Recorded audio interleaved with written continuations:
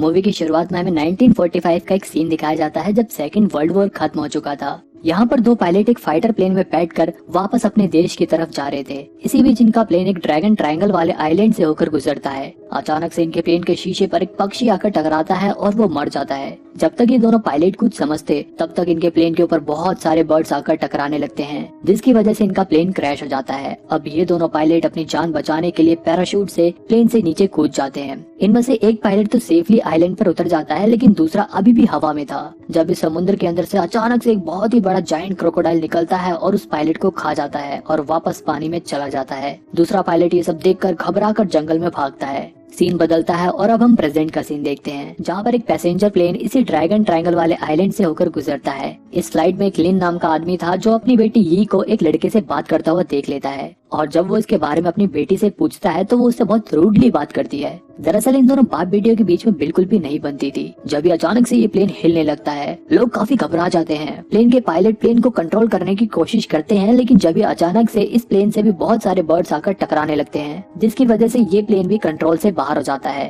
Passengers की जान बचाने के लिए पायलट प्लेन को पानी पर ही लैंड कराने की कोशिश करते हैं, लेकिन उनकी ये कोशिश नाकामयाब होती है क्योंकि ये प्लेन एक चट्टान से जाकर टकरा जाता है, जिसकी वजह से प्लेन के दो टुकड़े हो जाते हैं। प्लेन के आगे के हिस्से में बैठे लोग तो तुरंत मारे जाते हैं और पीछे का हिस्सा अलग होकर किनारे पर बहकर आ जाता है। इस प्लेन क्रैश की वजह से बहुत सारे लोग मारे जाते हैं और कुछ लोग घायल भी होते हैं। चैंग नाम का वो लड़का अभी भी जिंदा था। चैंग यी के पास आकर उसके बारे में पूछता है, लेकिन जब यी के डैड आकर उसे उस लड़के से बात करने से मना कर देते हैं, जिसकी वजह से यी फिर से नाराज हो जाती है। अब यहाँ पर सभी लोग अपने फोन से मदद बुलाने का ट्राई करते हैं, लेकिन किसी के भी फोन में नेटवर्क नहीं आ रहे थे, इसलिए यहाँ पर मौजूद सभी लोग टेंशन में थे। इन लोगों के पास पीने का पानी भी ज्यादा नहीं था, इसलिए लिन और चैंग जंगल में खाने पीने की तलाश में जाते हैं। यहाँ लिन चैंग से कहता है कि तुम मेरी बेटी से जरा दूर रहो। रास्ते में इन्हें जमीन पर बहुत ही बड़े जानवरों के पैरों के निशान दिखाई देते हैं, लेकिन ये लोग उन निशानों को इग्नोर करते हुए आगे बढ़ जाते हैं। कुछ दूर चलने के बाद इन्हें एक हट दिखाई देती है। वहीं दूसरी तरफ प्लेन से गिरे लोगों में से एक लड़का पानी में गिरे अपने सामान को देखता है। जब भी कोई चीज अचानक से उसे पानी में खींच लेती है, लेकिन किसी की भी नजर उस लड़के पर नहीं पड़ती।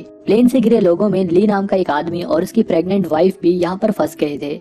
ली अपनी वाइफ के लिए पीने का पानी लेने जाता है। जियान यहाँ यी से बात करती है और हमें पता चलता है कि यी और उसके डैड उसकी मॉम के फ्यूनरल से आ रहे थे। इधर जब ये लोग झोपड़ी के अंदर जाते हैं तो उन्हें उसके अंदर कुछ हथियारों के साथ साथ एक किताब भी मिलती है। ये किताब उसी बचे हुए पायलट की थी जिसे हमने मूवी की शुरुआत में देखा था। इस किताब को पढ़कर इन्हें ये पता चलता है कि इस आइलैंड पर एक बहुत ही बड़ा जायंट क्रोकोडाइल मौजूद है। ये बात सुनकर लिन तुरंत भागकर अपनी बेटी के पास जाने लगता है। दूसरी तरफ चाओ नाम का एक पैसेंजर एयर होस्टेस से पानी के लिए लड़ने लगता है। ली उसे बहस करने से रोकता है, लेकिन चाओ उल्टा उसी से लड़ने लगता है और इन दोनों को छुड़ाने के चक्कर में एक आदमी पानी में गिर जाता है और अचानक से एक मगरमच्छ उस पर अटैक कर देता है। जब तक ये लोग कुछ समझते, यहाँ देखते देखते बहुत सारे मगरमच्छ किनारे पर आ जाते हैं और इन लोगों के पीछे पड़ जाते हैं और इनसे बचने के लिए ये लोग जंगल की तरफ भागने लगते हैं। थोड़ी देर बाद जब लिन यहाँ पर पहुँचता है तो उसे यहाँ पर कोई भी दिखाई नहीं देता। यहाँ तक कि प्लेन से गिरने की वजह से जिन लोगों की मौत हो गई थी उन लोगों की डेड बॉडी भी यहाँ पर मौजूद नहीं थी। लिन मगरमच्छ के पंजों के निशान को देखकर समझ जाता है ये सारा काम मगरमच्छ का ही है, लेकिन यहाँ मौजूद मगरमच्छ के पंजों के निशान इतने बड़े नहीं थे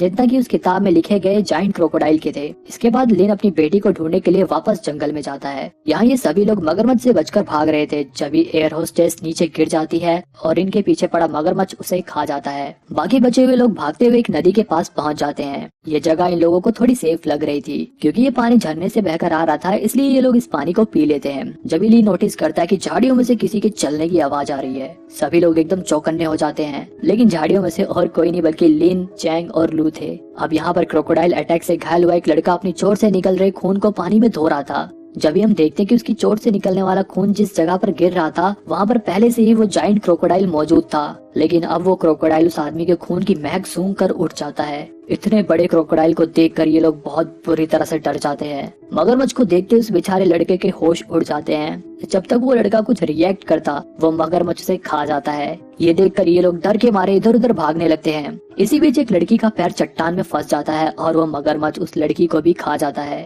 लिन भी किसी तरह बड़ी मुश्किल से उस जायंट क्रोकोडाइल का खाना बनने से बचता है। बाकी सभी लोग भी उस मगरमच्छ से बचकर जंगल के बीच में भाग जाते हैं। यहाँ ये सबसे कहती है कि भले ही हमारे फोन में सिग्नल नहीं आ रहे, लेकिन हम फिर भी अपने फोन के कंपास को खोलकर डायरेक्शन का पता लगाकर पेड़ों पर निशान लगाकर आगे बढ़ सकते हैं। लेकिन लिन को यहाँ उसका ये आइडिया पसंद नहीं आता और वो सबसे चलते रहने को कहता है। आगे चलकर ये लोग वापस हट के पास पहुंच जाते हैं। अब रात गुजारने के लिए इन्हें एक जगह भी चाहिए थी, इसलिए ये लोग यहीं पर रुकने का प्लान बनाते हैं। इसी झोपड़ी में यी को 2 ग्रेनेड और कुछ गोलियां भी मिलती हैं। वो उसे अपने फादर लिन को दे देती है। लिन उन गोलियों का बारूद निकाल कर उसे अपनी चोट पर लगा देता है। इसके बाद चैंग लिन के कहने पर उस बारूद पर आग लगा देता है। हालांकि इससे उसे काफी दर्द तो होता है, लेकिन उसका घाव भर जाता है। बाकी सब उसे ऐसा करते हुए देखकर सोल्जर समझने लगते हैं। इसके बाद रात में ये लोग एरोप्लेन से मिला खाना ही खाते हैं और खाने के खाली डब्बों को कैंप के चारों तरफ लगा देते हैं, ताकि अगर क्रोकोडाइल यहाँ पर आए तो इन्हें पता चल जाए। यहाँ लिन बातों ही बातों में अपनी बेटी से पूछता है कि क्या वो स्मोकिंग करने लगी है। उसकी इस बात से ये गुस्सा होकर यहाँ से चली जाती है। यहाँ लिन लू को बताता है कि मेरी बेटी मुझसे इसलिए नाराज है क्योंकि मैं उसे 5 साल बाद मिला हूँ। इसके बाद लिन और लू रात को पहरा देने लगते हैं। जब ही इनके ऊपर एक कंकाल गिरता है। ये कंकाल और किसी का नहीं बल्कि मूवी की स्टार्टिंग में दिखाए गए पायलट का ही था। उस डेड बॉडी को देखकर ये लोग अंदाजा लगाते हैं कि इसे क्रोकोडाइल ने नहीं खाया होगा, क्योंकि अगर क्रोकोडाइल इसे खाता तो इसकी हड्डियां भी मिलना मुश्किल होती। अगले दिन लिन अकेले ही जंगल में खाना इकट्ठा करने चला जाता है। दूसरी तरफ एक लड़की फैंग और चाओ भी जंगल में आ जाते हैं। फैंग अपने फोन से इस जंगल की वीडियो बनाने में लगी होती है। जब भी उसके फोन की बैटरी डेड हो जाती है, इसी बीच उसका पैर एक चिपचिपी चीज पर पड़ता है, जिसे छुड़ाने के चक्कर में वो लिक्विड उसके पूरे शरीर पर लग जाता है, क्योंकि ये चिपचिपा लिक्विड यहाँ पर चारों तरफ फैला हुआ था। अब फैंग इस लिक्विड को छुड़ाने के लिए पानी ढूंढने लगती है। यहाँ हमें पता चलता है कि ये चिपचिपा लिक्विड एक बहुत ही बड़ी मकड़ी का है। वहीं जब ये और चैंग सोकर उठते हैं और वो जैसे ही झोपड़ी से बाहर निकलते हैं, जब भी उनकी नजर एक बहुत ही बड़े स्पाइडर पर पड़ती है। ये बड़ी सी स्पाइडर उसी हट के ऊपर सो रही थी जिसके अंदर ये सभी लोग सो रहे थे। ये दोनों तुरंत बाकी सभी लोगों को भी उठाते हैं। वो लोग भी इतनी बड़ी मकड़ी को देखकर एकदम घबरा जाते हैं और यहाँ से तुरंत चलने को कहते हैं। लेकिन यी के डैड इधर नहीं थे, इसलिए वो अपने फादर का वेट करने के लिए इन लोगों से कहती है। लेकिन वो मकड़ी भी कभी भी उड़ सकती थी। इन लोगों के पास ज्यादा समय भी नहीं था, इसलिए ये लोग मकड़ी से बचते हुए झोपड़ी से बाहर निकलते हैं। तभी ये लोग देखते हैं कि बाहर लूज हो रहा है। उसे देखकर चैंग उसे उठाने जाता है। जब इनमें से एक आदमी उस स्पाइडर से डर कर घबराहट में यहाँ से भागने लगता है और उस स्पाइडर से बचने की जगह उसी से ही टकरा जाता है। स्पाइडर की नींद टूट जाती है और वो तुरंत उस आदमी को मार डालती है। अब ये सब देखकर इन लोगों में भगदड़ मच जाती है। दूसरी तरफ लिन इन लोगों के चीखने चिल्लाने की आवाज सुनता है और तुरंत भागकर इन लोगों के पास जाता है। यहाँ ये बड़ी सी मकड़ी कुछ लोगों को घेर लेती है। अब लू एक पत्थर उठाकर उस मकड़ी के मुंह पर मारता है, जिससे स्पाइडर का ध्यान लू पर आ जाता है और वो इन लोगों को छोड़कर लू का पीछा करने लगती है। थोड़ी देर में यहाँ पर और भी कई सारे स्पाइडर्स आने लगे थे, जिन्हें देखकर ये लोग फिर से यहाँ से भागने लगते हैं। ये सभी भागते हुए हट के पास वाली झाड़ियों के पास जाकर छुप जाते हैं, लेकिन वो स्पाइडर भी इनका बाहर ही निकलने का वेट कर रही थी। जब यहाँ पर लिन आता है और इन स्पाइडर का ध्यान अपनी ओर खींचकर उन्हें अपने पीछे लगाकर उसी हट के पास आ जाता है। यहाँ लू भी उसे मिल जाता है और फिर ये दोनों उसी हट के अंदर छुप जाते हैं। लेकिन तभी हम देखते हैं कि उस हट के ऊपर अभी भी एक स्पाइडर है। वो स्पाइडर एकदम से अपने टेंटिकल से लू के ऊपर हमला कर देती है। लू बहुत बुरी तरह से घायल हो जाता है।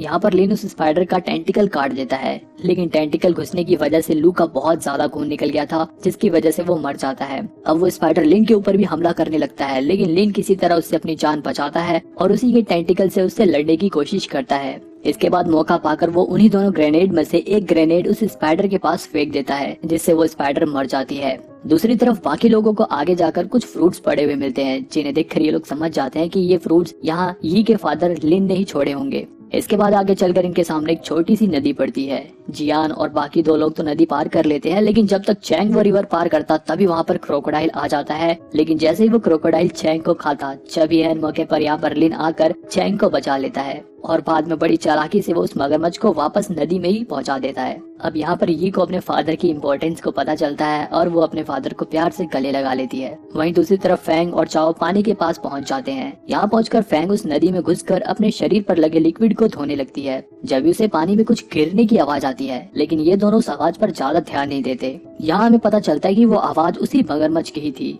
वो मगरमच्छ इनकी तरफ बढ़ता है और एकदम से फैंग का एक पैर दबोच लेता है। फैंग चाओ से मदद मांगती है, लेकिन चाओ उसकी मदद करने की बजाय उसको लात मारकर मगरमच्छ के पास ढकेल देता है, जिससे मगरमच्छ का काम तो आसान हो जाता है और वो फैंग को मार डालता है। इधर लिन को वो क्रैश प्लेन मिल जाता है जो मूवी की स्टार्टिंग में हमें दिखाया गया था। प्लेन को चेक करने पर इन्हें इसमें ऐसी चीजें मिलती हैं जिसे देखकर ये लोग समझ जाते हैं कि प्लेन का इस्तेमाल न्यूक्लियर वेपन्स को ट्रांसपोर्ट करने के लिए किया जाता था और इसी के रेडिएशन की वजह से यहाँ के मगरमच्छ और मकड़ियाँ इतनी बड़ी बड़ी हो गई हैं। यहीं पर इन्हें एक पुराना रेडियो भी मिलता है जिसे चैंग ठीक करने लगता है। इसी प्लेन में लू को एक मशीन गन भी मिलती है। अब रेडियो ठीक हो जाता है और ये रेडियो पर रेस्क्यू टीम से बात करके यहाँ के बारे में सब कुछ बता देती है, जिसके बाद रेस्क्यू टीम इन लोगों को बचाने के लिए यहाँ पर आने लगती है। यहाँ ये सबको बताती है कि रेस्क्यू टीम साउथ ईस्ट की तरफ किनारे पर मिलेगी, इसलिए हमें किसी तरह वहाँ तक पहुँचना होगा। आगे चल के रास्ते में इन्हें चाव भी मिल जाता है। यहाँ पर ये लोग चाव से पूछते हैं कि तुम्हारे साथ तो एक लड़की भी थी ना, वो कहाँ पर है। चाव इन्हें बताता है कि अब वो मगरमच्छ के पेट में है। इसके बाद ये सभी साउथ ईस्ट की तरफ आगे बढ़ते हैं, लेकिन आगे चलकर इन लोगों के सामने एक बहुत ही बड़ी नदी पड़ती है।